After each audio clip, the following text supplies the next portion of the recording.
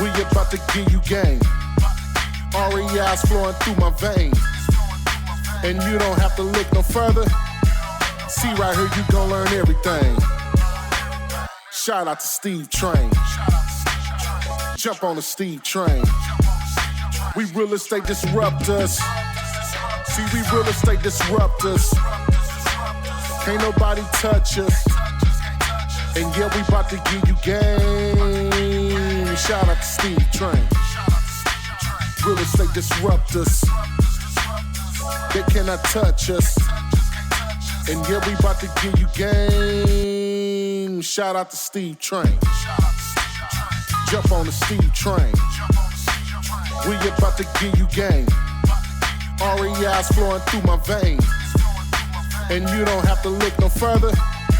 See right here. Hey everybody, thank you for joining us for today's episode of Real Estate Disruptors. Today we've got Igo Draginov and Jesse Burrell with Batch, even more players in the Phoenix market. And they're here to share how they joined forces as two separate wholesalers, and using rocket fuel were able to basically revolutionize the industry. If this is your first time tuning in, I'm Steve Trang, founder of the OfferFast Homes app, the only MLS for off-market wholesale properties, and I'm on a mission to create 100 millionaires. I've had so many of you guys reach out about our sales training, but for a lot of you, our sales training program was cost prohibitive. So for those of you guys that are tight on your budget, I created something special for all you guys. If you guys want to check it out, please text CLOSER to 33777, CLOSER 33777 to find out more about that. And if you guys get value out of the show today, please tag a friend below, share this episode, hit the like button, whatever you can do to help us expand our reach and help more people. You guys ready? It's awesome. Let's do it. All right. So both of you guys have been on the show before. Yeah. But I don't know if everyone's gone through and watched all the episodes. So I just kind of really quick highlight how we all connected. So do you want to share how we all connected? Through you? No, not through me. Through a friend of ours. Oh, through Brandon Simmons. I thought you were talking about when we went to Wholesaling Elite. That was when we all kind of bonded together. That really strengthened the relationship for sure. But I met you two. Yeah. At the Go Giver. Yeah. So I think I know we talked about it before, but just real quick for everyone to know how we all initially connected. Yeah, that's actually how I met Evo, was through that too. So Brandon Simmons, huge shout out to you, buddy. But he kind of started connecting some of the bigger players or the up and coming players in wholesale, and got us together. And there's no pitching. It was just truly helping each other, and it was just a unique time. And I think all of us at that same time were looking for something, and we all brought something to each other. It was just a special type of mastermind at that time for us. It was amazing. And it created a lot of friendships with, me, you, Evo, Annie, Pace, Brent, Jamil. I think Jared and Danielle would come to some of them. On and on and on. Carlos and Sal come to some of them. So on and so forth. Raphael. I can't think of everybody, but a ton of people to where it really just created this. I mean, Brandon just knows how to connect people, and hey, you could help this person, you could help this person, and we all just kind of were really getting our training wheels off of our wholesale operations, and we all really pushed each other up to get to different levels. So I remember at that time you were wholesaling, you had your operation going, and then you guys were doing a lot of direct mail, and you were where I first learned about stacking, about lead stacking, and Evo was talking about, how he and Annie are sending mailers and lead stacking. It's like, what is this guy talking about? What the hell is stacking? And obviously that became a product. But I remember, I chased you down because Brent was like, you got to hang out with Evo because the guy's a machine or a robot. I can't remember. I think he said robot, right? And he said, go chase this guy down because whatever tool you need, Evo's the guy. And that's when, I had first learned also about the litigator scrub? Yeah, right? that was a long time ago, yeah. Litigator scrub, and I came to hang out at your office, and while I'm there, you're like, I was telling you about how I need a buyer's list. Like, oh, let me send you mine. And 5 minutes later, you just emailed me your buyer's list. It was crazy, right? So we all met through Brandon's Go Giver meetup, and then what did you guys do? To connect. So the way that we connected is Brandon actually called me. He's like, hey, I think you can help Jesse in some regards. I think he can help you with some regards. Why don't you call him for lunch or coffee? So I called him, and we met at, where was it? Like Zips. Zips, yeah, Thomas, or Indian school. That's not the right place to hang out. And I'm like, like, what do you need help with? He's like, well, what do you need help with? I'm like, well, I don't know. Brandon kind of told me that you may need some help, so that's why we're doing this. So I was basically trying to help, and we kind of struck it, to be honest. Yeah. We struck a good relationship, and I mean, the rest is, we're here today. But you guys came there with a service first, right? You came there to help. Yeah. And I thought he wanted help because he just reached out and said, "Hey, can we meet?" And I was like, "Sure." all right. And then I quickly identified some of the stuff he was good at, he could help me with, and then I could help him with some of the stuff that they were struggling with. And it was blatantly like, I hate systems and processes. That's his jam. He struggles, managing people and inspiring people and doing some of those things. That's where I could really help, and comp plans and all these different ways to keep people motivated. And I quickly understood that we could help each other, and there was no plan of like doing anything together. It was just like, I was like, this dude's really great, and I really think I could help him, and I think he could really help me. Yeah, and I think also like Brandon, also you had talked to him about Google Forms, right? And he's like, okay, go talk to Steve. Yeah. And you came to my office in your wildly pimped out BMW.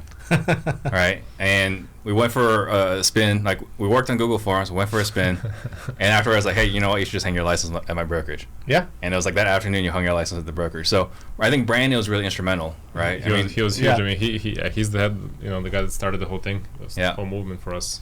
So before you guys teamed up, I want for the listeners to hear, maybe you can start. Sure. What was your business? What did your business look like? Because you already had success, right? What did your business look like, and what were you building to before you guys teamed up? Yeah. So I mean, even before my wholesale business, I used to be in the fix and flip, and I was fixing and flipping at the time. Obviously, wholesaling. Started wholesaling 2015-ish, and I mean, things were looking good. I just didn't know. My goal at the time was to just grow the wholesale company. That was the ultimate goal, and that's where I met Brandon, and I think Andrew LeBron actually got me in the group through Brandon, the connection, and got in the group, met a lot of successful people, more successful than me at the time, and started learning a lot, started digging deeper into a lot of different things. That's where I met you, that's where I met Jesse. But again, our wholesale operation was, we at the time, we had maybe 4 or 5, or actually 3 or 4 acquisitions. We had a lead manager. It was a successful operation. Obviously, it was, but we were looking to grow it. And like he said, we were always struggling, cycling through employees, those types of things, and that's where some of his strengths lie. And yeah, I remember you guys were going through employees, but I also remember like you guys were creating tools and systems. I mean, I remember like Annie gave me a tour of your onboarding. Like, this is not your normal onboarding. Like, it was like I was joining a franchise. Yeah, right? They're very, and we now are very systematized to where that's actually more Annie's strength. So I do want to shout out Annie. We do have a third partner, which is Evo's sister, and she is another huge reason for our success. But when it comes to, that's more her, is definitely the onboardings, the systems, the protocols, the processes, putting it together. That is definitely Annie, because when we started all the batch products, we did not have Annie because she was focusing on the wholesale operation. I'm jumping ahead a little bit, but yeah, me and Evo don't have shit basically. We miss some strengths that she possesses, and that's why I think some of the a lot of the things that we do together now really work so well. I mean, he's got strengths that I don't, vice versa, and then same with Annie. Right. So you're really good at technical side. So what tools you had? The litigator scrub, which when you were telling me about, I was like, what do you mean you can pull a list of all the people that sue, right? So you had the litigator scrub. What other tools did you have? Did you create at that time before you guys partnered up? Oh, we had some older ones. I don't know if I should even mention them. Like texting platforms. I mean, 2017 is when I kind of started doing it, like texting platforms, and it was like really basic, and I was trying to automate like scrapers and bots and stuff like that. I remember that now. Yes. Yep.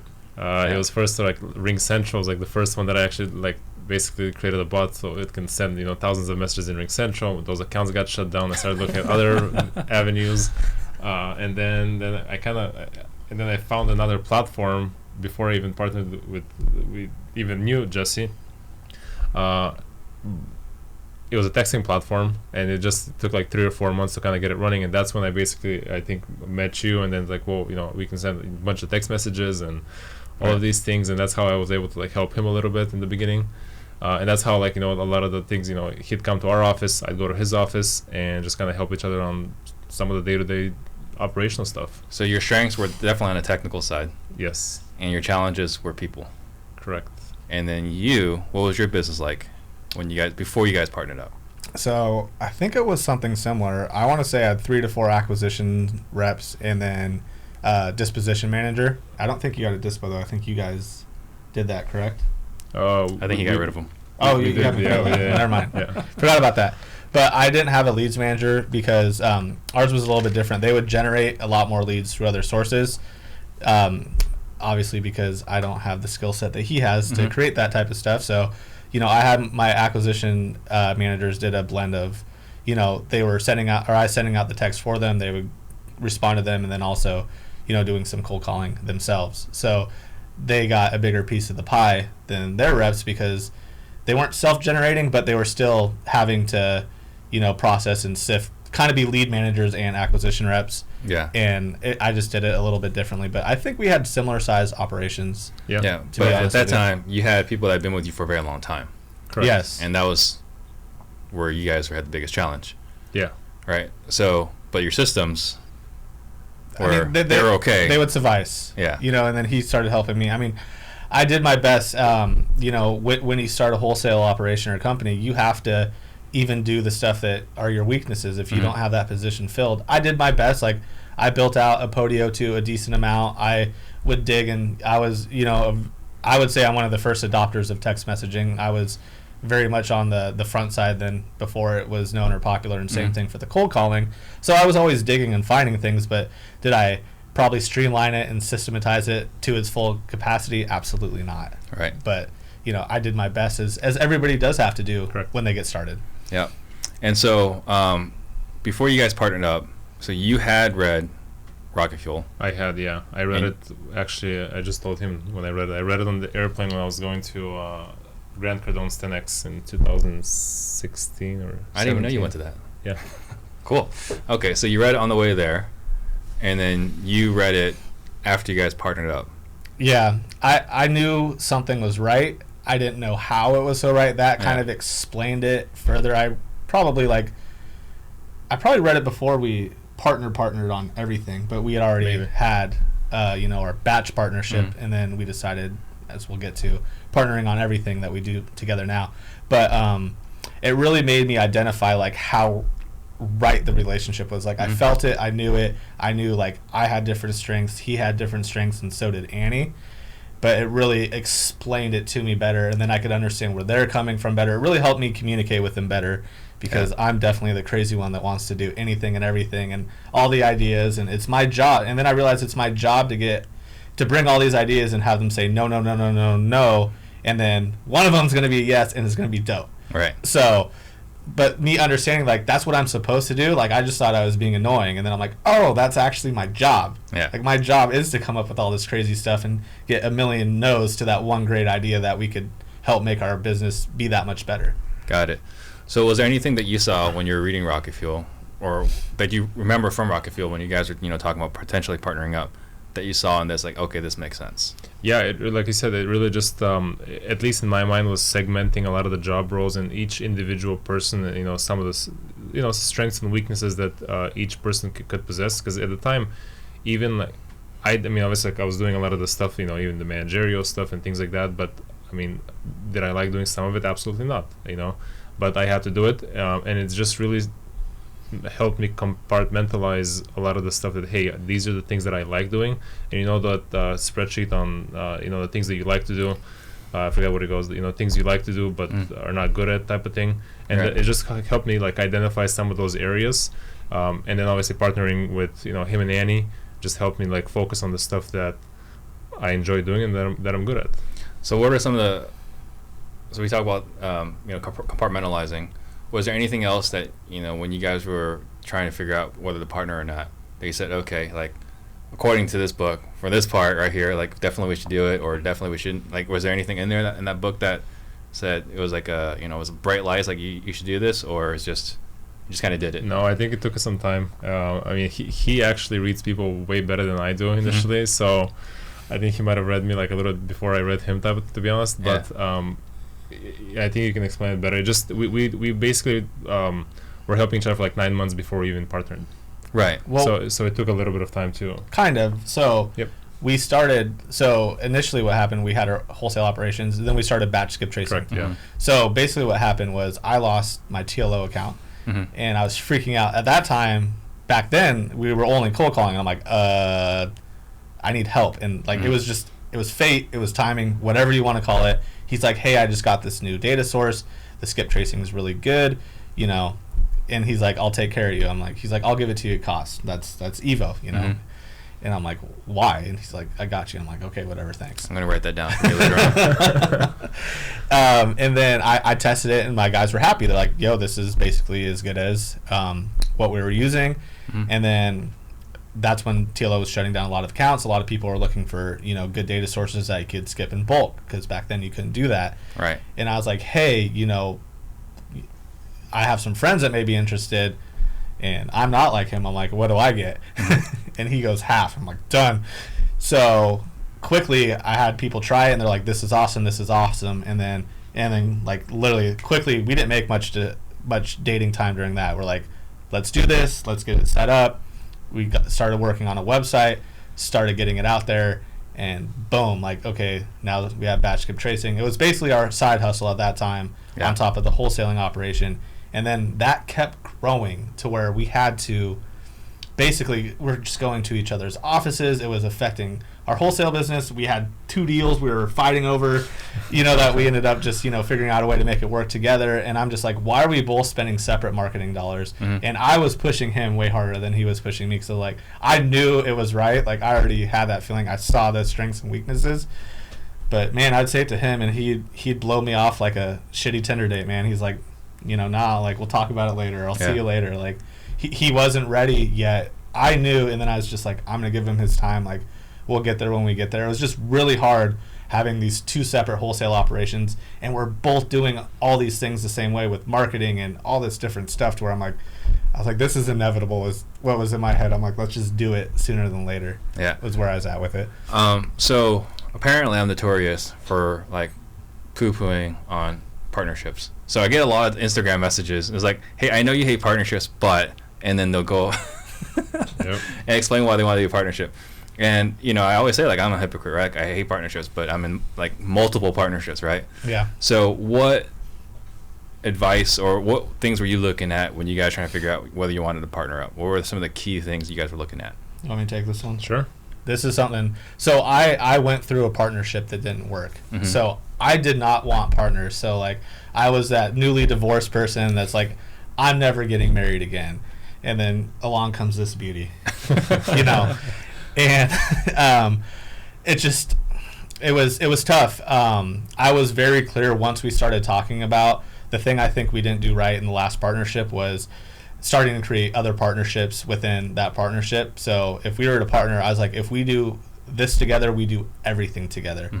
Because then you can't start having these other side hustles to deter you. If it's making us all money, I'm all for it. But if you're trying to go do some other side hustle and we're partners, now am I technically kind of working for you? Like, that's how I look at it.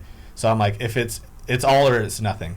Obviously we could have just kept the batch skip tracing separate, but if wholesale is going to combine, like, I'm like, if we're lending hard money, if we're doing this, if we're doing that, it's all together. It's not. And I was super clear with that. Yeah. And that's just how I see it. We're a team together. And I saw me building my future with them, and I saw that I didn't want to do something without them. Even if it was like my little hustle that I put together, I still want them to get paid on it. They're my partners. If I'm alleviating time from these other businesses to work on this, they still should get compensated. That's just how I see it. Yeah. And I'm no nonsense when it comes to that. Like, it has to be that way, and that's how I feel. Some other people, it works the other way. But I think for the newer listeners or the newbies, my best advice for you is, if you do partner, read Rocket Fuel, because most wholesalers are visionary entrepreneurs. That you have this dream to create your financial freedom. You have this dream of building this amazing thing. You have all these dreams like that. That is typically a visionary. If you and your buddy want to start doing it together, that's fine. Split some marketing costs, do some things. But if you guys partner and you both have the same personality, it's not going to work. Yeah. Like your question, if you're a visionary, you should be like, so do you like CRMs and systems and processes? If they're like, no, I want to build this great thing. You're like, we shouldn't be partners. No, exactly. You could collaborate and do stuff together and do marketing to get yourselves going and squad up. But you're going to put one of those visionaries is going to get put in a role that they hate, and they're going to resent you in due time, and eventually it's going to fail.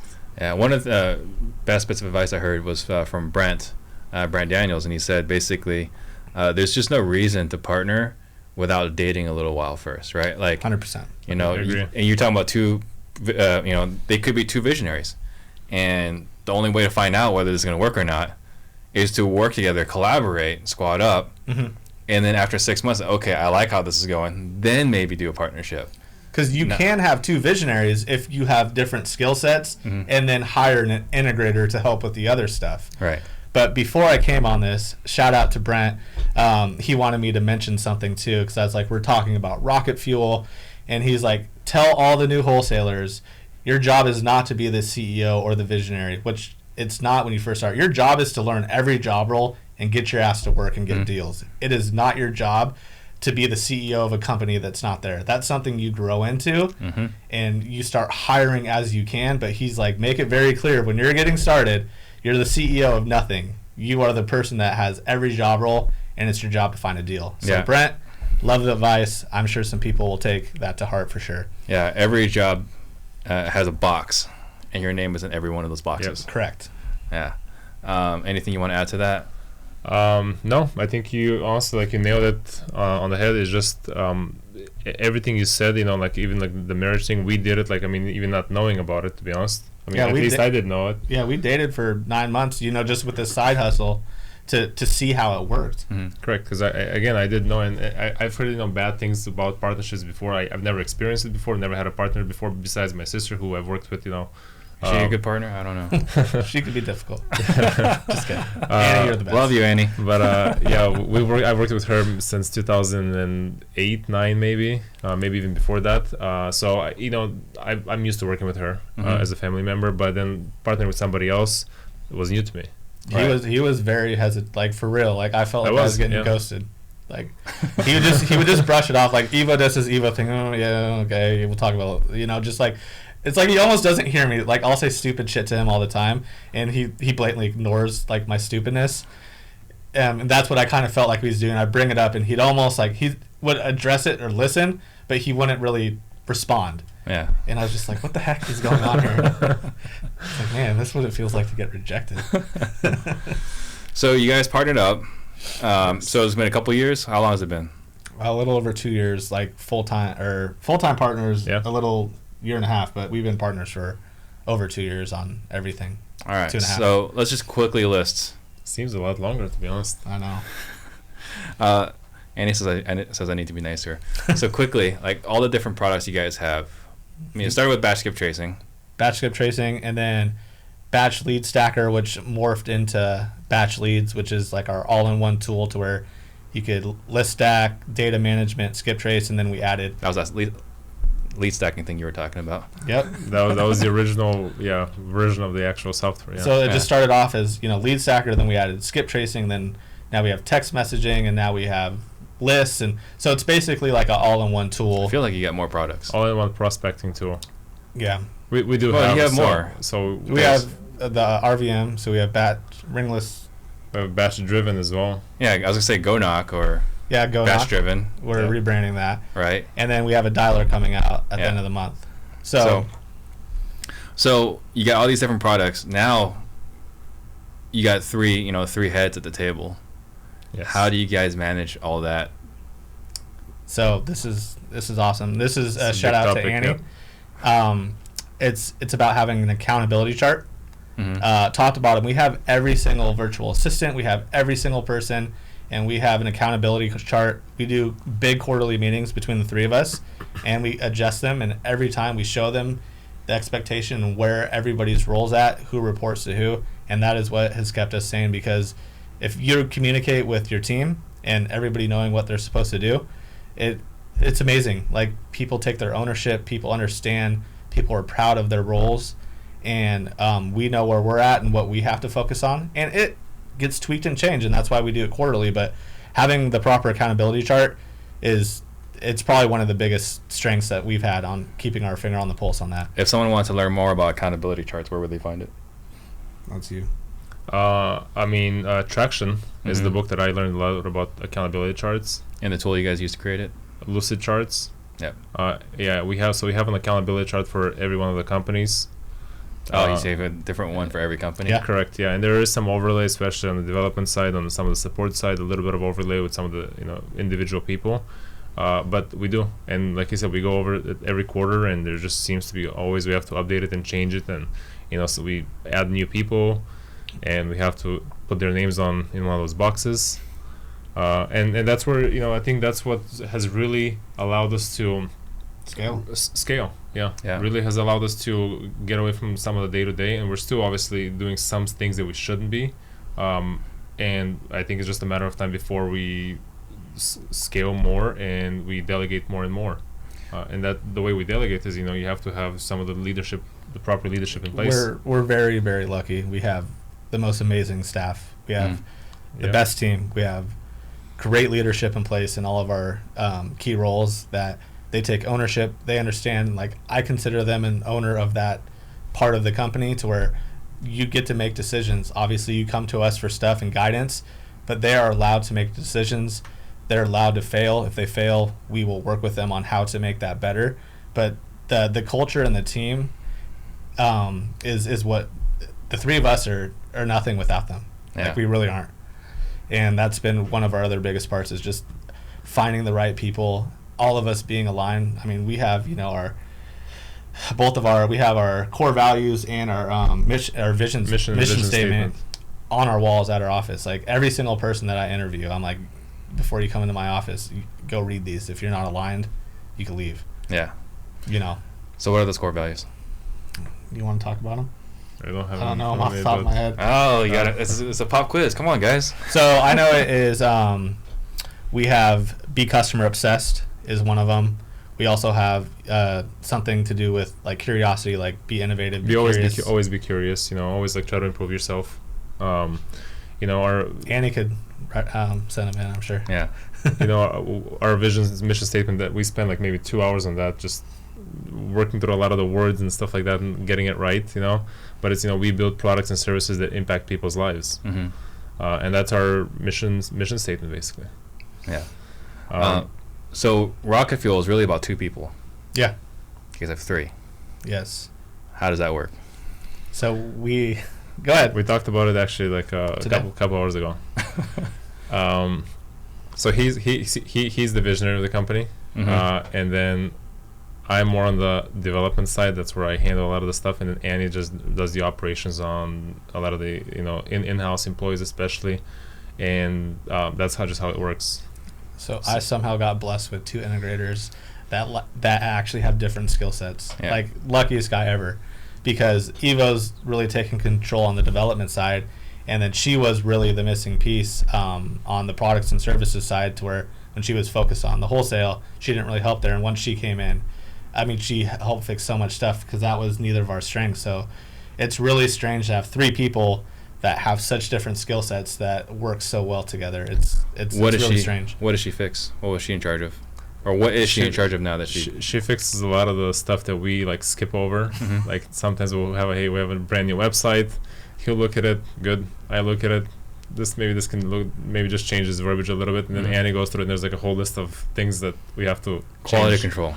And then also it's like fully the operation. So building out the our trainer onboarding. So every single person that get onboarded on our company, the first week, every single person, doesn't matter if you're a VA getting hired for level 1 support, or if you're going to be our new COO, you're learning and understanding the wholesale space and what our customer looks like and understanding how to help them. Every single person has that week. That was her. Then the next week, each hour is broken into exactly what needs to be. That's the type of stuff that she does. That's how granular that we get now to make sure that our operation is running tight.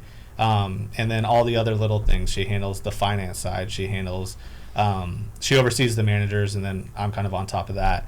But she's making sure she's definitely the integrator on that side. Finance, operations, accounting. She handles all of those things. And that's what an integrator normally handles, is that type of stuff. So we're talking about, this. We want to take a lot of the lessons about from Rocket Fuel. So what are some 2 or 3 big lessons that we should discuss for everyone that's listening here that hasn't read the book yet?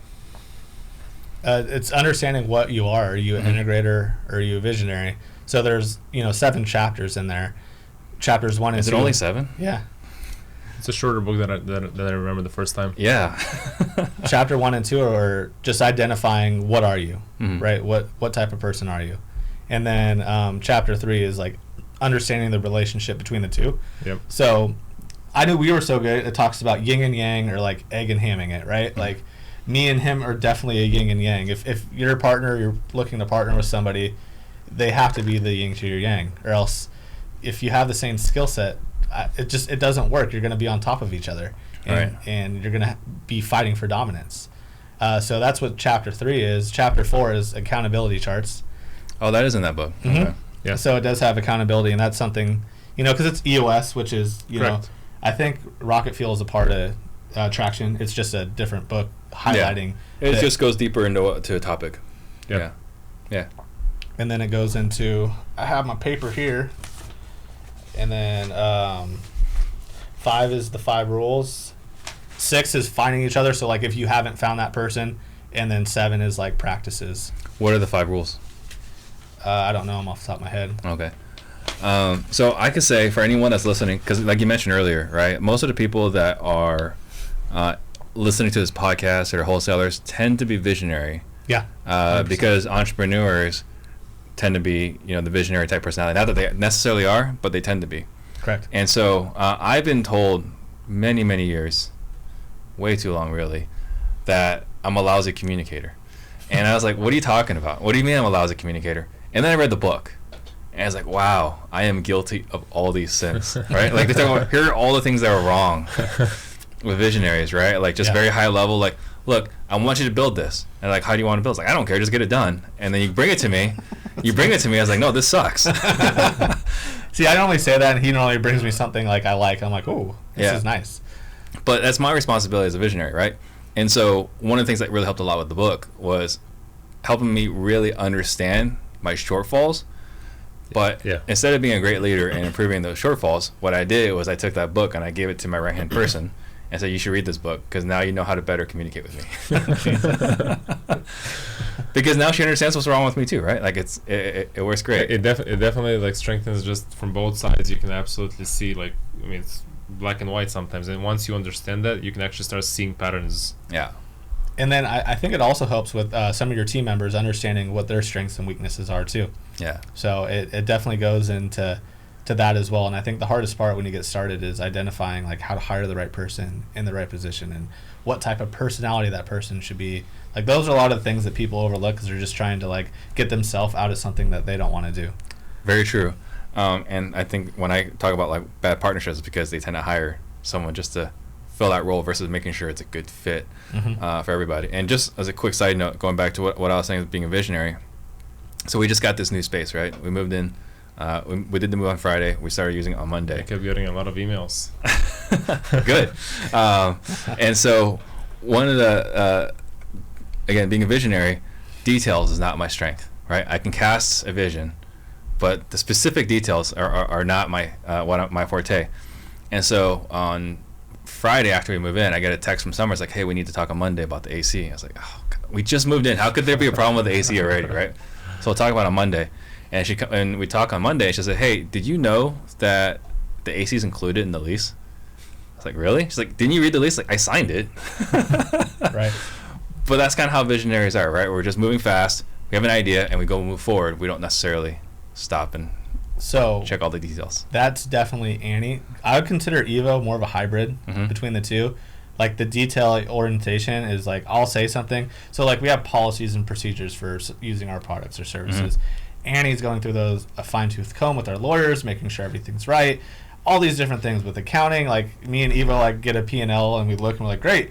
And then yesterday I look at her and I'm like, how much did blah blah blah make, or what was this? And like I won't even go look, and she has sent it to me, and I literally am like, tell me, because I refuse to go into my email, search it, and find it myself. Like that's the type of stuff she has to put up with, and I appreciate her so much. But that's where she is definitely the detail oriented person, because he's going 100 miles an hour on the other side. He does do a lot of implementing too, but he does have some visionary traits on wanting to just get through something probably more quickly than a traditional integrator would. And that's Max, right, on my team. He's not a visionary. He's not an integrator. He's both. He can do both. Yeah.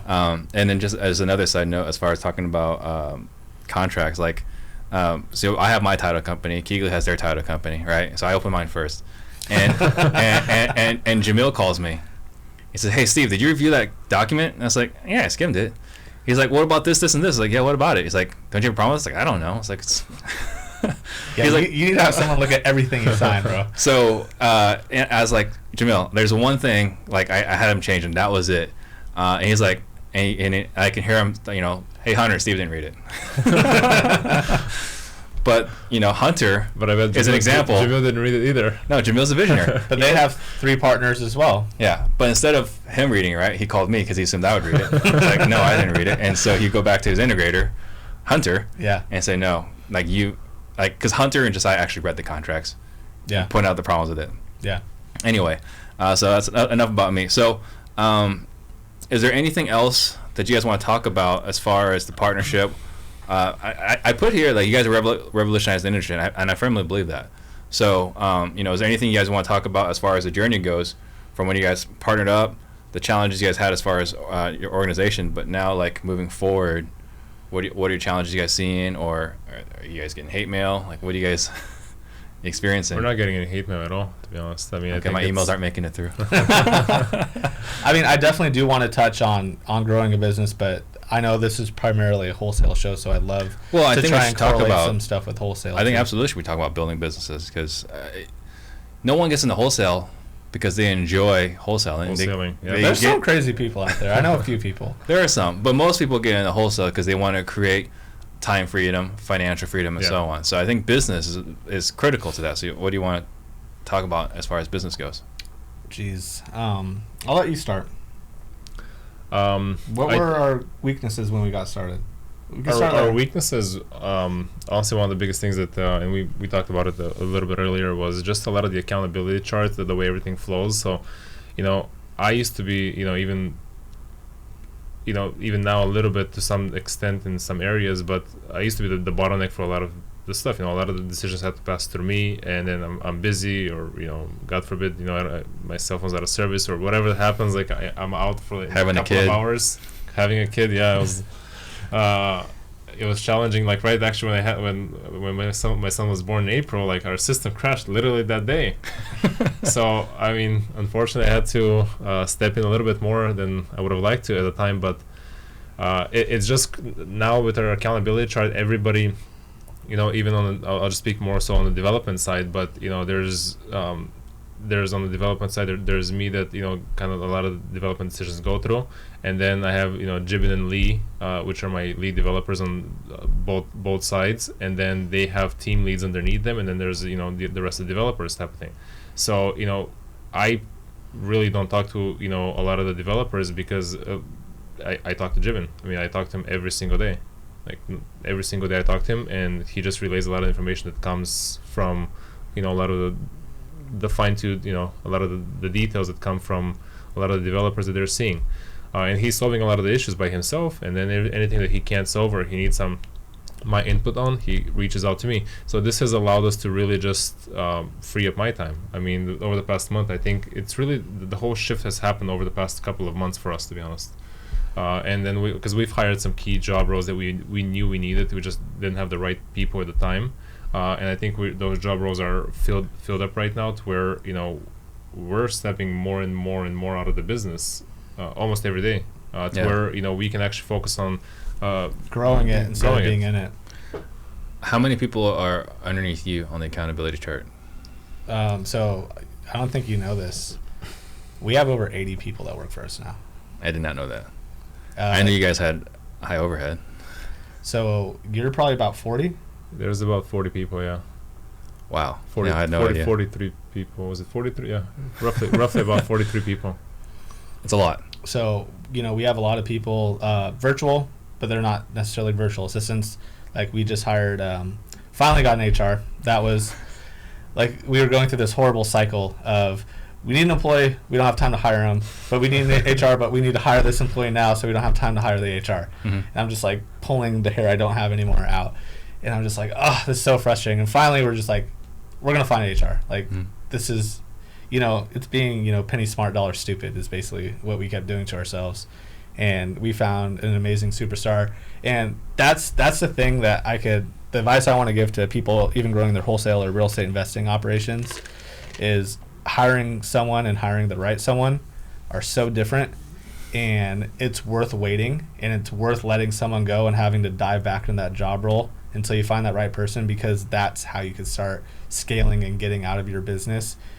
Dude, our team is the only reason why we're successful. Like, we have the best team top to bottom out of anybody I believe in the industry, to where our culture is great, everybody's aligned with the vision, and they're just great people. Like, I saw this quote about a month ago. Gosh, what did it say? It was like, hire for character and then train for talent. Mm-hmm. Something along those lines. And I've been living by that. Like, I want to hire the right person. I will train them how to be a great team member. But the right people, with how you align and how you think, I've learned, I've always believed it, but more and more I've really believed that hiring that makes your operation that much stronger, because everybody that works together has the same type of character, and if you all have similar characters, you all have the same vision. If you all have the same vision, you're working together towards something. Yeah. And that's, I think, our biggest game changer, to be honest with you, is we're lucky, man. We got great people. So when did you hire this HR person? Like a month ago. A month ago? So I did a lot of the hiring, Yeah. and I'm pretty good at reading people. We're both poker players. We both pride ourselves on, understanding how to read people. We've done a lot of it, and I think it's one of my superpowers, or probably my greatest, is getting a vibe and seeing and asking, certain questions to see if they're a fit. And, I was able to do that, but I didn't have time. And It's not my job to hire. Like, it's her job to sift through everything. Then it goes to the manager or the COO of that company to be like, they're a good fit. And then I don't talk to them anything about business. I just sit down with them for 10 minutes once they're like, hey, we want to hire them. And I just ask them like weird personal questions to like get vibes and energy and see if I'm right. And if I have like a feeling that I'm like, I think they're faking it or they're not right, I'll just be like, no. And they won't even ask a question. They're like, okay. But most of the time they're right. Almost every time they've been right. And I'm like, dude, I love them. Like, let's bring them on. Yeah. I hired Ken. He's been with us for about a month now. And I give him a lot of crap. But I was telling him, like, hey, we're our 30-day review. Like, have you scheduled it yet? Like, what's going to happen? So, but he's been phenomenal. I mean, ever since he came on, we hired a great videographer. He schedules several interviews for a good copywriter. Like, he's been on top of it. But and we hire an acquisition person, And so just having someone to say, hey, this is what I need. Go get it. It makes everything so much easier. So yeah, I think that's a great point. It is, and then also like what you mentioned, like hire the right like people is something like my mistake before even the wholesaling business 4 or 5 years ago was we needed somebody to fill in that job role, like boom, put in the first, like not the first person, but hire 2 people, one of them's good enough. Yeah, yeah, and that's unfortunately that's what a lot of new people do.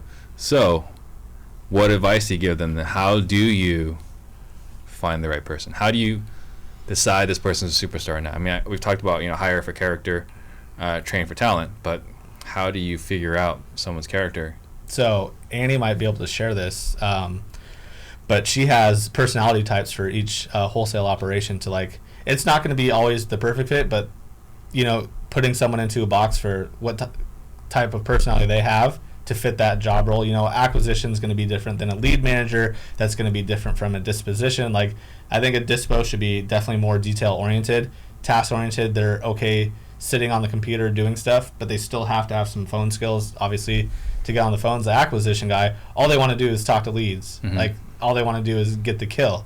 You know, a lead manager is going to want to process. So she has, of course she built it out, but she's like, this is the type of personality types. Maybe she could post that into your Facebook group or something. But that helped us a little bit too by identifying, you know, if they were a good fit or not for that job role. And if you like them, you could maybe shove them, like I've repositioned like 4, 5, 6 of our employees to where, like, I hired Michelle, who's amazing. Everybody loves her. She's famous. She's on Wholesale Hotline, all that stuff. But she started off as a sales rep, and she had so much empathy, and all she did was care to make sure that they're enjoying the product and making sure they're okay. I'm like, you are not a sales rep. You are an account manager.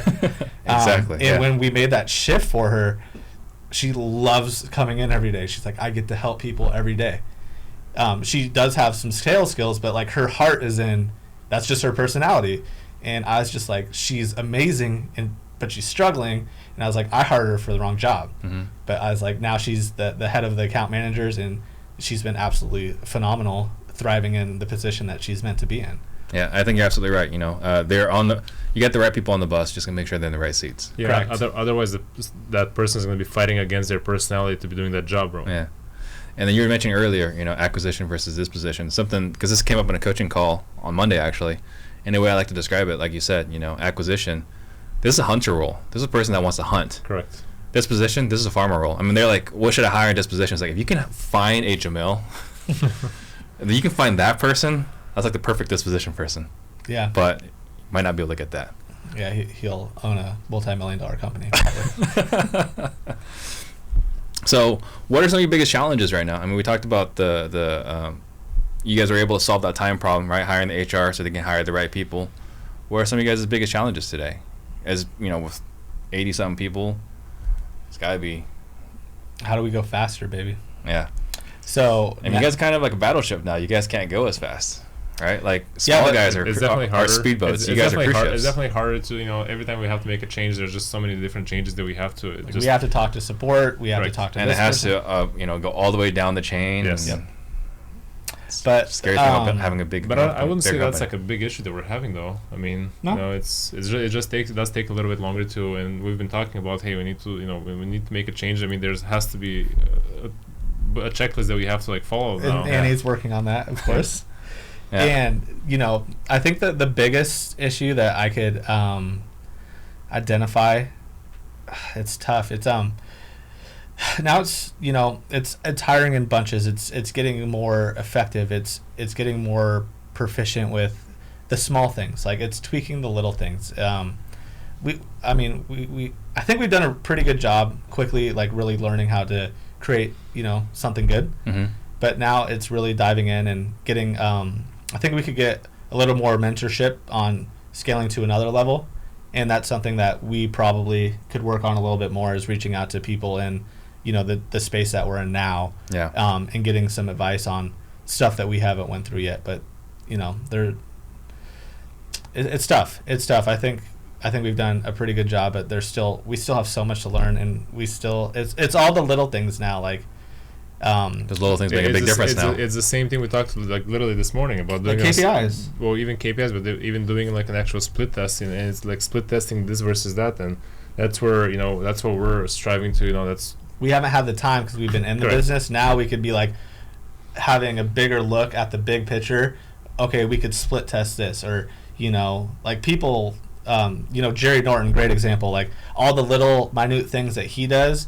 You know, this color or taking out this word. That's the stuff that we're trying to start to get into to really understand. Okay, and then listening to, you know, we've always been really good about listening to the customers that use our products, and we keep trying to build what they're asking for. And that's the other thing that it's never ending. Like, he will never create a product and stop developing it, because, you know, people give us good feedback, and our goal is to be the best. It really is, and I think we're on our way, but. You can't stop developing, because me and him have had this conversation. There's someone, because we were the little guy and I used the little guy mantra forever. We're not that anymore. Right. So now my mantra is, there's someone behind us saying, I'm going to go get you. And I'm scared to death, and look at him. I'm like, we can never stop. Like, we have to keep the pedal to the metal. Like, there's no comfort, you know. I think on my last interview, what did I say? I said, like, complacency kills or something like that. Like, once you get complacent, there's someone else that wants to take your spot. Yeah, I can't remember the name of the old CEO at Intel, but the book was, you know, only the paranoid survive. Yeah, facts. Yeah. So one thing I want to talk about as well is the GoKnock app, because that turned around pretty quickly as a quality product. I mean, when did Pace say, hey, I want to make this app? What was the time frame? January. Of this year? Yes. No. But, yes. You guys started in January of this year? It was December, January. So we're actually rebranding that to batch driven. Yeah. But it's impressive because you guys have somehow went from a wholesaling company to a skip tracing company. Yep. To a batch leads stacking company, right? To you guys were able to roll out a whole new functional app in 7 months. So I think that it's been a big learning curve for sure. So let's talk about that. I mean, because I think that's really cool. It's not wholesale related, but I think this is part of, again, we don't get into wholesale because we want to wholesale. We get into wholesale because we want to do something big that gives us time freedom and financial freedom. So let's talk about what that journey was when Pace like, hey guys, this is what I want to do. You guys went in to. So I'll start and I'll let you finish. But what's so unique about us, especially with, you know, we have a dialer launching at the end of this month now. September 29th, guys, shameless plug, batchdialer.com, get on the wait list because we are not going to go live. We are going to go through a wait list. We already have 1,000 people on the wait list. That is the only way you're going to get access. If you're already one of our customers, we call you first. So if you want to be the first, go use some batch skip tracing. But to my point is we are able to reuse our technology across multiple products, and that's how we've been able to do stuff much quicker. Is so for, you know, GoKnock, we have data in there, we have our skip tracing in there, we have a core API to where we're able to plug that into our system. So we're not building something from scratch.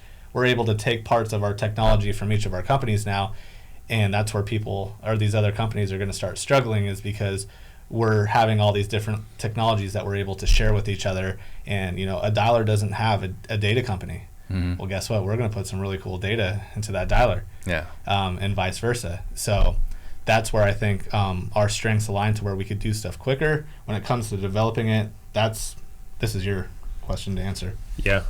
So we actually started putting the initial pieces for what you just mentioned about our core API. So that's pretty much our data company that basically all of our services talk to. When both our lead developers were in Phoenix. That was in February, right? Yeah. It was in February. So that's when we started putting the initial piece together. It was like game changing for us because it just that's how, I mean, you grow to a $500 million company. Literally, all of the big companies, that's what they have. They have a proprietary technology, and that's what we call it, our core API. That's what it is. So all of our services are able to tap into like basically the logic of that software that we built. So like let's say batch leads or GoKnock, batch driven, batch dialer, batch skip tracing, all of it literally get data and use the logic of our centralized processing unit, the CPU of our company basically. Yeah. So I mean that CPU is that basically will allow us to eventually, if you want to, let's say, sell it later, or if you have your own product, you can utilize bits and pieces if you want, obviously for a cost of that product, and will allow you to through. Yeah. And this is a far cry from when we first met, and you were trying to make your own APIs. Oh, that's huge. Yeah. I had no idea. I mean, I honestly, I kept saying 3 years ago I had no idea what an API is. I really didn't. I remember I had to look it up. But I think it's impressive, right? To get from making your own code that you didn't know what the hell you were doing, to eventually making your own code, to eventually hiring someone to write the code, to eventually hire someone to manage that person that's writing the code. Yeah, I haven't written actually my own code at all. No? He knows no code. I have absolutely no code. Okay. I just know what I want and how I want it to basically function. To function. Mm-hmm. And along with that, it's been a big learning curve to understand, because I have a lot of sometimes developers steer me one way or another. I mean, everybody says, hey, I'm blaming this on the other developer and vice versa type of thing. And I just have to get through a lot of the BS type, to figure out who's right and who's wrong and how we're going to proceed from that point. And those are a lot of the decisions that I've learned to make pretty well over the past couple of years. And our two lead developers are like he struck gold too. These are both two incredible people that are fully dedicated and are very, very smart and have been in the industry for 20 plus years. Gotcha. Better than the guy that we hired for the podium. Even more so. Like yes. Yeah, that costs all of us some money on that one. I'll take the blame. I was the visionary on that project for sure. Yeah, I remember I posted my P&L on our Facebook group, and they're like, "What happened? Why did you spend so much on a podium on CRM?" I was like, "Well, here's what happened." So this is the other thing I want to tell people too is, we've tried multiple products. We've tried a lot of different things. Not everything has succeeded for us. So you're hearing the good stuff. We rolled out a texting platform, almost 2 years ago. It didn't work. Like we got, basically it was a source code, a skeleton, and then tried to build on top of it. It didn't work. We lost money on that. We've lost money on, multiple projects, but we keep trying, we keep learning, and we keep getting better. Yeah. So, like my sister's like, everything you guys do is great. And I'm like, I don't want to let like the bad stuff. Like I try to have a positive mindset and focus on the good stuff. So if we fail, we learn from that and we move on. But she's like, everything is great, and I'm like, no, like we have tons of stuff that we have not done right, and we've learned. And I think that's one of our strengths is we fail and we fail forward, and we make sure we don't make that mistake again. Yeah. But yeah, I mean, and all of you guys that are wholesaling or entrepreneurs, or you did your first fix and flip, it didn't go well. Like, it doesn't mean don't do it. It means learn from what you did wrong and then do better the next time. Yeah. Awesome. And guys, there's still time to ask questions. We're not really getting a lot of questions here, but feel free to ask questions, guys. And the other thing you guys did too was your guys were able to get a commercial building. Yeah. Yeah. So we birthed it. Yeah. Oh yeah, that's right. Talk about that. You want to share what that means? Sure. So we bought it. I'm not sure you or Annie found it. It was me. You found it, and initially we started looking for a rental space, and it was just so ridiculously expensive to just rent something for $5,000 a month, and like, well, we could buy that, and our mortgage is gonna be cheaper. Yeah. I said, hey, if we're gonna get married, let's get a house too. That's basically what I said, and because it was too expensive, and we had 3-year leases. I'm doing the math. I'm like, dude, we're spending like $100,000 over the next 3 years. Like, let's go buy something. And they looked at me like, no questions, like, done. Let's go look. Yeah. I was like, oh, that was easy. Cool. Yeah. Yeah. We bought it. We moved on it pretty quickly. We got an offer. Bought it. Put in $250,000 in remodel in it, and then we refinanced it. Got all the money out. Yeah. That's you mentioned $5,000 a month because that's exactly what I'm spending right now. So we got a classroom. I'm really excited about the classroom. Yeah, so I've got to see a little bit on social media. So tell a little bit about your space and how are you going to utilize it and what exactly is it for? Because you have a bunch of companies too. So what are you using it for? So what I learned in doing events is events generally don't make money. Facts. And the biggest reason why events don't make money is because they're expensive as hell. Yeah. So we did an event, not the last one, but the one before. We paid the bill, whatever, and it was, and they always cost at least $20,000, right, for each event. Wow. And so we had our event, and we get an updated invoice after the event, and they're like, "Yeah, you owe us this much." Like, what are you talking about? And they're like, because it's $30 per person per day for internet. Each day you're spending $150 per head, right? And so they said they charged me like $900 more on the final invoice. I was like, "What are you guys talking about?" And they said, "Well, our manager came in and counted the heads." I was like, I have the receipts. Like, I have like the seating chart of where everyone sat. And not only that, I've got video footage of the event. I can show you how many people were at the events. We had to fight with them for like 2 days over $900. Crazy. That we didn't, absorb, or we didn't account for. We didn't account for. We didn't spend it. But like, these are kinds of things, right? So now instead of spending $20,000 per event, I can not spend that, and I don't have to worry about cost per internet, spending $350 a day for a projector, and we can get nice food catered, right? We can get Fleming's is right down the street from my office. I'll be a guest speaker. That's appreciated, right? And then we instead of getting a projector, we got like a 75-inch TV. We got whiteboards all around, so it's gonna be a killer setup for people that come in to come in, and we can, instead of doing events quarterly, if there's enough demand, we can do events monthly. Right. Money well spent. Good job. Yeah, thank you. Appreciate that. So we got some questions here. So Pedro, are the first developers you guys hired U.S. based? No. But if I had to redo it all over again, I would probably start with the lead developer first. And both of our lead developers are in the U.S. currently. But you get what you pay for. If you're paying someone $12 an hour to develop a product, that's actually one of the things that hurt us at the beginning on Batch Lead Stacker. The logic for that was built off of cheaper people that didn't have the wherewithal to understand, like, what if we grow? So like, They didn't have the foresight. You know, the They infrastructure. didn't have the foresight, correct. Yeah. And So And that's the key of a good developer, is like not just building for today, but building for tomorrow. yeah, it's Yeah. the same like, building a house with, 2-story house with 2x4s. Isaac Avalos wants to know, are you guys coming out with a CRM? no, never. Never. That's pretty strong. It's on here. No. There's a lot of great CRMs. We want to integrate with CRMs. I don't Yeah. want the support and what we have to do to support our customers properly is already a lot, and I want to make sure that's one of the most important things, is making sure that we do that. Adding a CRM element is just, it's taking it to a level to where I don't want the responsibility for every single thing you do. I'm okay with all of the lead generation, all that stuff, but Prospecting. All the and I don't extracurriculars. want to put someone into a box to where they have to use our CRM with our products. I want people to decide and be able to use what they see fit, and that's just kind of what we've came up with, and I really don't think we will. Gotcha.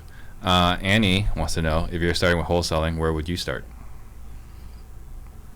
Can she elaborate? Where would I start? How would you start a wholesaling business if you're brand new?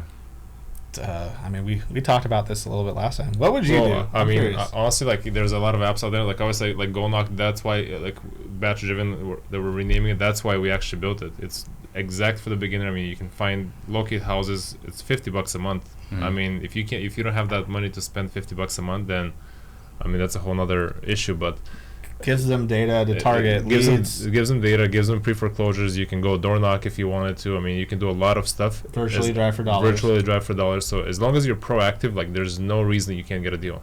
Yeah, There's absolutely no reason. that's a great point. Annie, I don't know when the meetup's starting again. I want to. I miss them. I don't know when the meetups are starting again. Devin wants to know, how often are you guys looking at a future vision for the company, 5 or more years down the road? Well, we do every quarter, obviously, in our meetings, but we haven't been able to project anything over a year, to be honest. Yeah, it's hard. I think it's tough when people have this big 5-year vision. 2 years ago, I could tell you I didn't think I'd be sitting here talking to you about this and knowing about logic and a core API. And, like, you just don't know. I don't want to box myself into something. That's why I really like quarters. You kind of project out a year. But, I mean, we were, just over a year ago, we're just starting to talk about a dialer, and we just, got texting rolling. Like, you just don't know where it's going to take you. To a 5-year goal. It's unrealistic, to be honest. I don't like it. Maybe for a big company, it's a little bit different that, has 100 years of, being You can't in predict business. 5 years. 5 years is just kind of a hopeless, and that's really it. I think quarter by quarter and projecting out a year can suffice. I mean, if you're like a real estate developer or something like that, you could say, hey, this is, we want to grow. I think it depends also, like, how much, like, you're pushing through and how much you're innovating as well. Because, we set actually quarter goals in our March meeting, or March or April. We set yearly goals to hit That was this in year. January. It was Was it January? And we hit our yearly goal in June. Yeah. It was, I think, awesome. even before that. Yeah. And it's like, well, okay, we hit our yearly goal. Yeah. So That's we importance. stop, That's the Absolutely importance not. of constantly updating it. Yeah. Ryan Zolan wants to know, if you can go back and change one thing from your past with your business, what would it be and why? Wish I could meet Evo 2 years ago or earlier. No, you go first. I mean, I think honestly, from my experience, like, again, like, I've never had a partnership before, but I've just heard, kind of stay away from them. That's just been my mindset, my thinking before it. I think the right partnership can only elevate you. But again, there is a lot of like what you were saying earlier, is there's a lot of things that you have to check box that you have to check, because the wrong partnership can obviously do the same thing. I think if I What was the question? If you can go back and change one thing from your past in your business. So any of my businesses, realizing the importance of someone that does the hiring for you, because I truly believe even more than ever, having the right people in the right spots is so important. And if you have, I think you're starting to learn this too, if you have someone that could constantly be looking for you and finding those right fits, I don't think anything's more important in that position, to be honest with you. I knew it. I just didn't want to pull the trigger on it. And instead I pulled the trigger, I was like, God, why didn't I do this earlier? I think, but having someone have, if you're by yourself and, you have to bootstrap it, Mm-hmm. but taking your time, you may even want to pull away from some of the stuff if you do have a decent operation going, but like, you just don't hire someone to hire somebody. I did that too much. I'm like, oh, they seem good. I didn't think it through. But if you could have, or if you do have a partner and that's one of someone's core roles to do at the beginning, hiring right is, you're just wasting time hiring the wrong people. Yeah, that's a good point. Will there be Mark Martinez wants to know, will there be a trial period for the new dialer? No, there isn't going to be a trial. There'll be no trial. It will be, you'll get a demo and you'll be able to look at it. But I mean, there's not a single dialer that has a trial period. Like, I could let you know it's amazing. We've worked our butts off on it, and you will not be disappointed signing up for it. Pretty strong. I'm a tough judge. It's gonna be the best in the industry, like, guarantee you. All right, these are bold words. I'll check them out. Annie wants to know, which Lambo do I like better? I'll be honest with you, I like my Tesla better than both their Lambos. What's your next move in expansion? Dialer. After the dialer. I mean, dialer is pretty much done. Dialer is other verticals. So getting into insurance people. So like our expansion now is we want to cater to the real estate investor wholesaler, but I think our technology, we're able to get to some realtors now. I think we've built some stuff to where realtors could see some use in our stuff, and then getting into insurance, and then starting to look into some other verticals, and then eventually on the dialer side, God willing, it keeps going great, is we actually want to have it be more of like in contact, so any business could use it for IVR, for like obviously anything that has inbound calls. I mean, anything from inbound and outbound. So banks. Are you guys also adding like call rail component, or are you guys lead tracking in there as well? Yeah, we can. We don't have that currently. But you said it was the best thing ever. It is. It will be. Is what you see. Do you know a dialer that currently does that? I'm just telling you, these are features that I want. Come on. So those are primarily like on the inbound side though, and that is completely like on our to do. It's gonna come. Fabian wants to know if he wants to be on a waiting list to hear about your latest and greatest tools.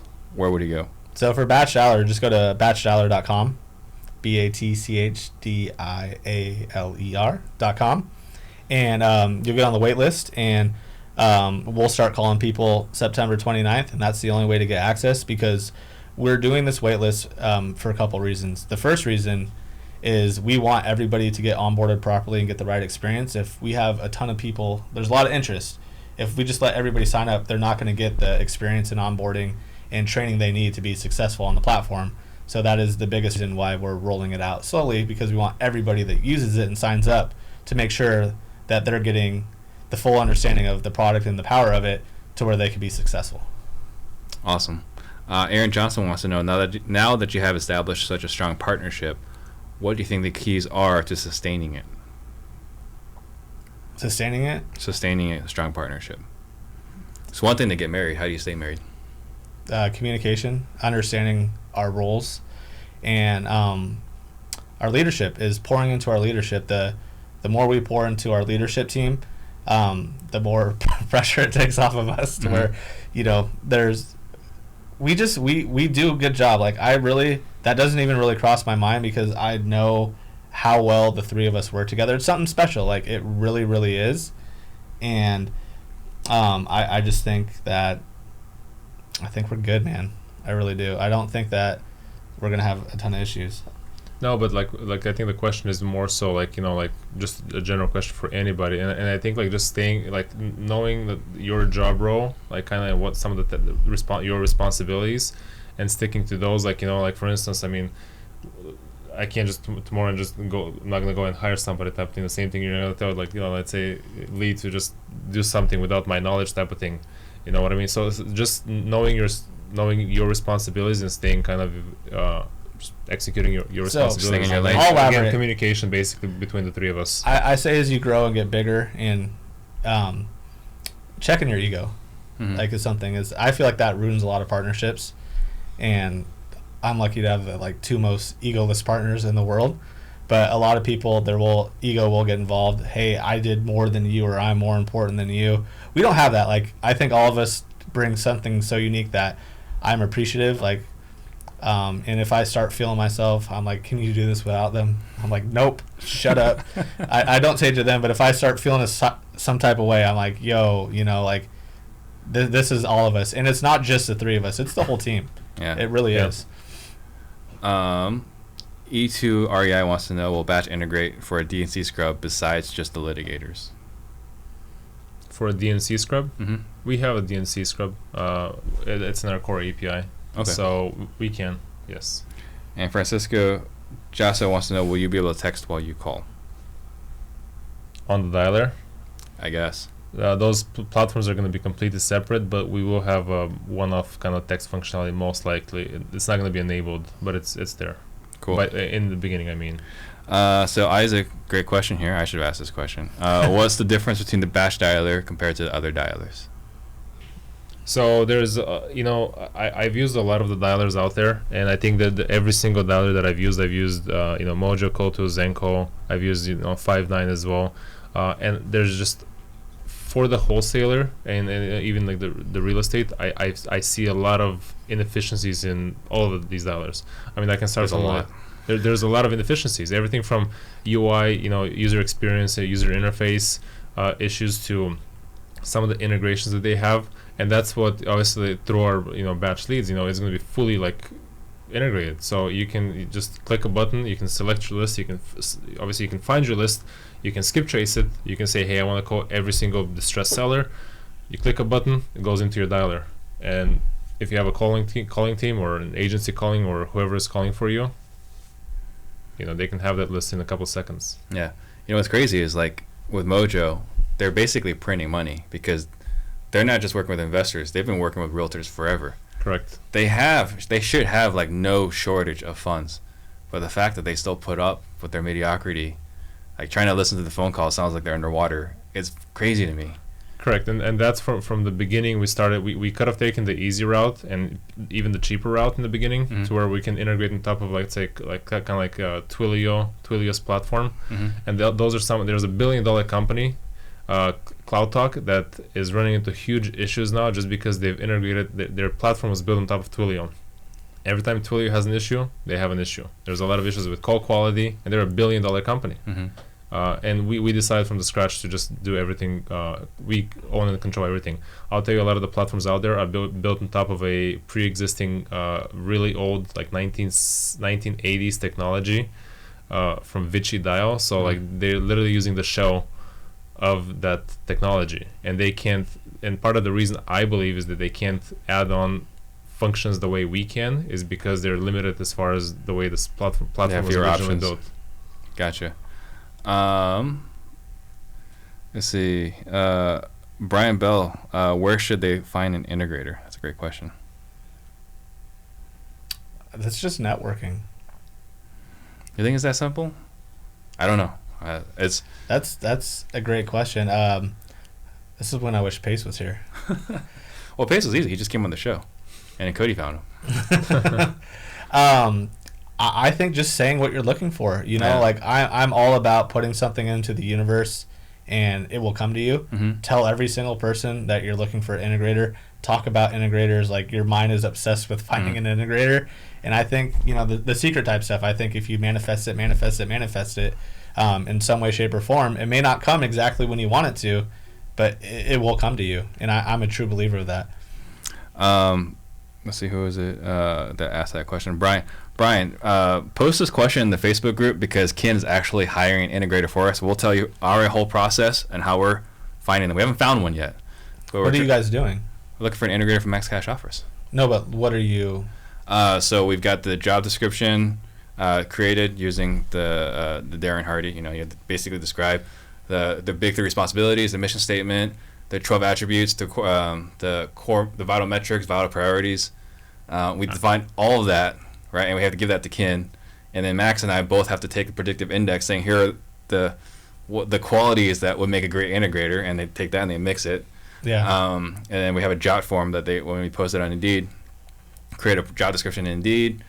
They click on that, and then they once they fill out, they review the Indeed ad. They click on the jot form. They complete the profile, which includes their Instagram handle, their Facebook profile, so we don't have to stalk them to find out more about them. Find out more questions about them. We got 3 items in the checklist. It says they understand that this is Phoenix, that they have to come in, right? Like this is not a remote job. Yeah. But then after that, then they have to actually it's a lot. They have to take a predictive index test.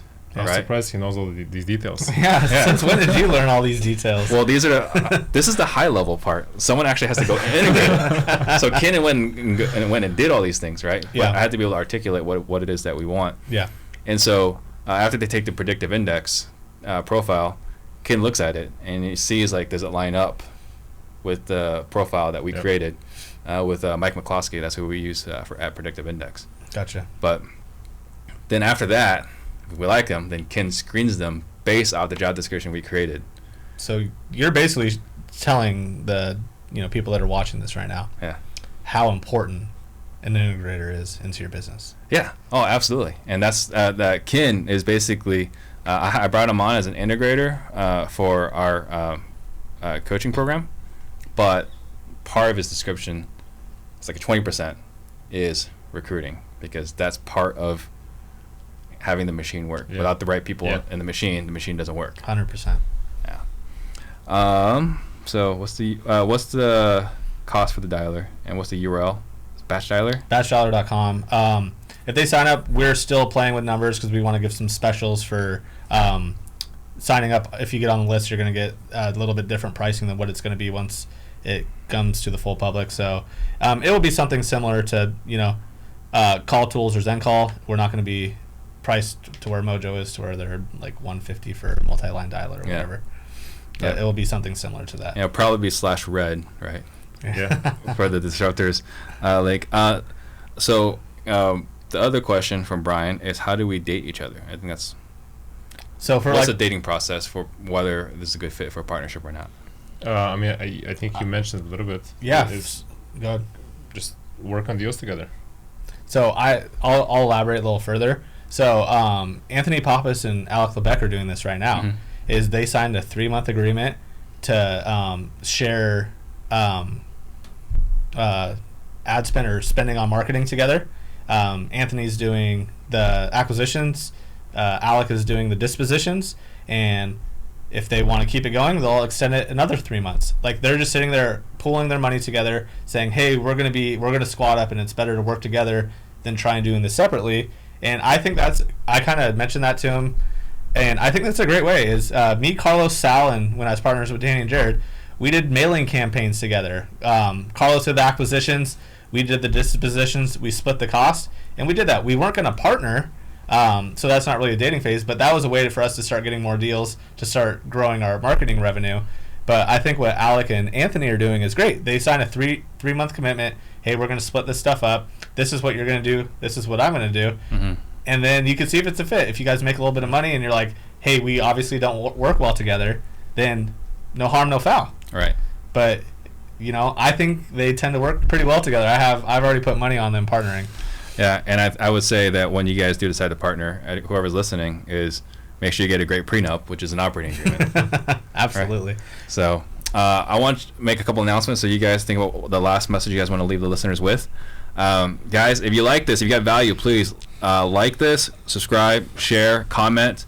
It will really help me get the message out to more people. And again, for those of you guys that are interested in the special closer program that I created, is go text closer to 33777 and join us next week. We're going to have Wilney Grafaro, I hope I'm not butchering his name, coming in from Houston. He's going to share how COVID actually helped him refine his business. Did the same for us. Yeah. So last thoughts, start with you. Last thoughts is, this was all about, putting together the right team, the right systems, the right processes. It's, I think Brent said it great, because there's a lot of people that are just getting started, is don't try and be the CEO when you start. I wasn't the CEO when I first started. know your job roles, do your job, and then when you're ready to hire, you guys make sure that you're hiring the right person instead of hiring a person. And I think that's really what I've taken this year, is like having such amazing team members, and I'm sitting here doting over them all day. Yeah. But it really helps that much, man. I tell you, I've hired so many persons that were not the right person, and you're wasting time. Find that right person, or for the integrator, date. And, that's where you could do, a little 3-month agreement or 6-month agreement and see how it works. Yep. If someone wanted to get a hold of you, how would they do that?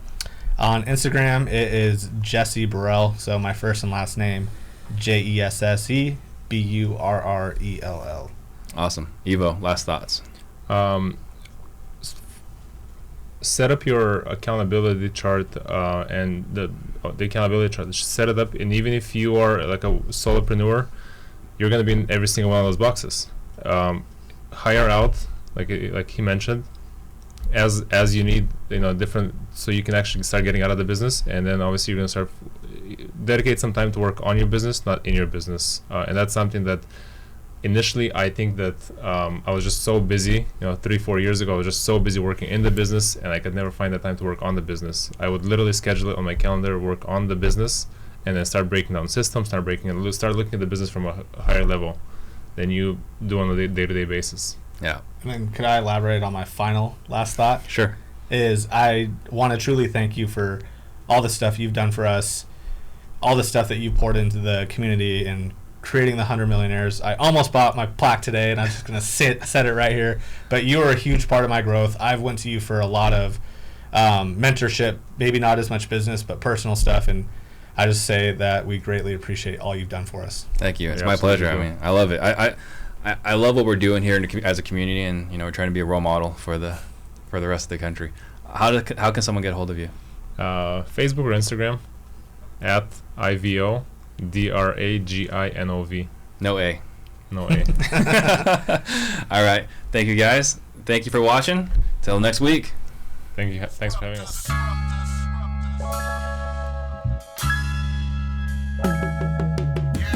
Yeah, see, we real estate disruptors. Can't nobody touch us. And yeah, we about to give you game. Shout out to Steve Train. Real estate disruptors. They cannot touch us. And yeah, we about to give you game. Shout out to Steve Train. Jump on the Steve Train.